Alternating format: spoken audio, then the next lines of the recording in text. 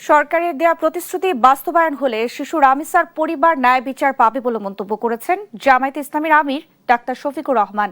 দ্রুত ও সুষ্ঠুভাবে সরকার এই হত্যার বিচার সম্পূর্ণ করবে বলে আশাও জানান তিনি।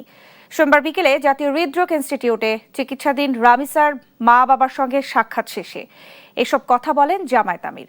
বলেন, বিচারের নামে অবিচার ও দীর্ঘসূত্রতা চলতে থাকায় সমাজে অন্যায় অপরাধ বাড়ছে। নীল মজাদার গোলমার্ক বক্স, কুড়মুড়ে বাইটে ফুরফুরে লাইফ। তাই দ্রুত বিচার নিশ্চিত করে আইনের শাসন প্রতিষ্ঠা করতে হবে। এর আগে রামিসার পরিবারের সদস্যদের সমবেদনা জানানোর পাশাপাশি তাদের পাশে থাকার আশ্বাস দেন তিনি।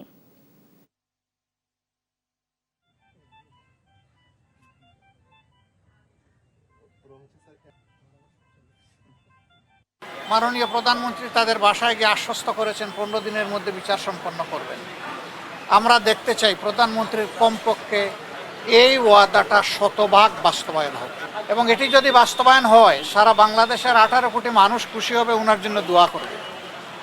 আমরা ওনার জন্য দোয়া করতে চাই, দেখতে চাই 15 দিনে এই বিচার সম্পন্ন হবে।